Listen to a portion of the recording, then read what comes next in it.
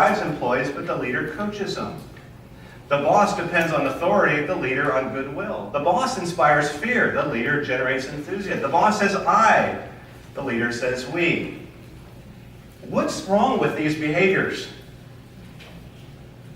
Selfish. They're presumed to be bad. They are presumed to be bad. Okay, one of them probably could be bad, right? Like taking credit. But what if this was taking credit for when your team falls down?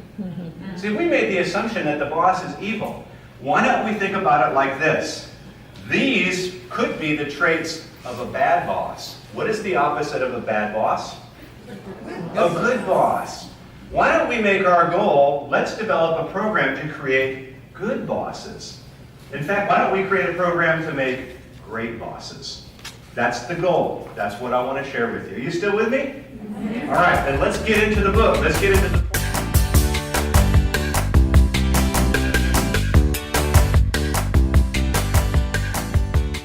plan.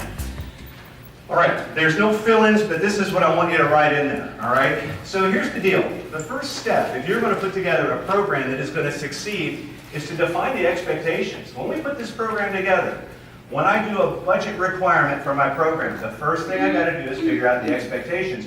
What is the expectation for the role? And for a great boss, I think there's three things that must be in place. Now again, this isn't based on some theory. This is based on Mack working with broken organizations. The first thing a great boss has got to be able to do is fix systems and problems. This is often why you put them in the role. They're the best salesperson, they're the best nurse. You've seen this over and over, and so no need to go on further. We just got to assume if you're the boss, you know what you're doing. There's nothing worse than a dumb boss. So the first requirement is you got to pick somebody that knows how to fix systems and processes, because that's what they're going to do a lot of. That's the first piece. The second is what I call protecting the house.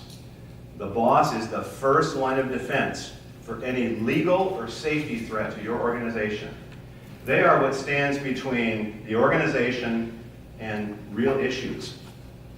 In your world, if you could have your bosses in the mode of protecting the house, your job would be that much easier. And maybe what you can do is just take this one page out and show it to your management team. And let them know, I can't be everywhere every time. I need to rely on my first line supervisors.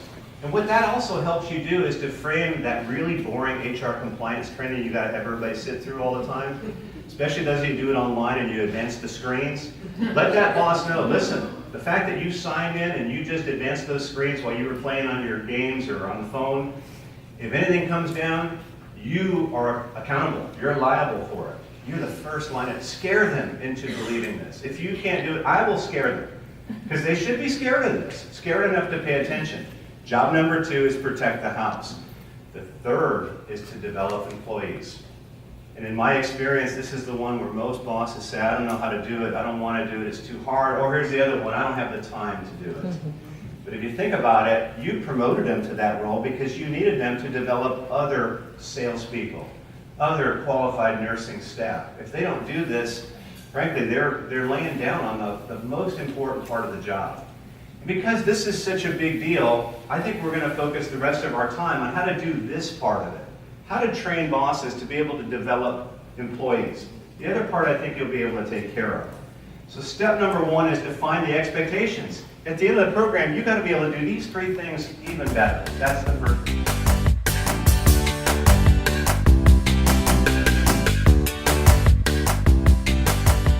Where do you suppose you might want them? Highly assertive. What if they were selling caskets at the funeral home? So what brings you folks in today, right? You wouldn't want it. But what if we were hiring a sales manager? This is different than a salesperson that's customer facing, isn't it? You might want somebody down here who's more reflective, that knows how to ask better questions. So let's not assume that every sales manager needs to be this outgoing. They might need to be somebody who's asking better questions. This is for you to determine. I don't have a standard formula. This is for you. The second one is self-structure. I think it's safe to assume that in the role of the HR professional, it's probably high multitask. Is that about right? I would also offer that in most positions of authority, boss positions, it's also multitask. This is more of a technician. For example, if I was hiring a technician to defuse bombs, where would I want them? One at a time, right? And then we do the next one. Third focus factor is perspective. One end is high visionary, 35,000 foot. The other is in the weeds. This is a tricky one. We're hiring a new CFO. Where do you think you'd want that person? In the middle. Maybe in the middle, possibly. Up top. It could be, remember, their job is to see the big picture. How about if we're hiring a frontline supervisor in a production facility? Now we're probably down in the deep. My son is an area manager at Amazon in Opelika. That's all he does is focus on details. So that's required. Visionary, no way. You just look from minute to minute. In terms of relationship focus, your framework in making decisions and relating, high emotional, high rational. What do you think for the boss? It might be rational. Doesn't mean you're mean. It just means that you can take out the personal piece and focus on the task.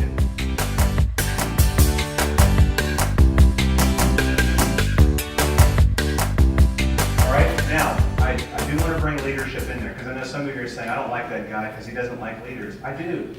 Let's just do leadership when it's time. So here's my first requirement. This is on page 10 as well. Before you start leadership development, and I don't do this, so you can find other people that do this, make sure your organization is fit to be led. Make sure it's not dysfunctional, because a dysfunctional organization needs command and control. Even though nobody likes to say it, it's needed. Here's the reason I say that. Let's go back to these diagrams. I cut out just the leader section here, just so we could have some fun with it. First of all, you have a dysfunctional organization. Some of you work in these places. You know what it's like. Backstabbing, cutthroat politics, everybody's at each other's throat. Let's try some leadership, shall we?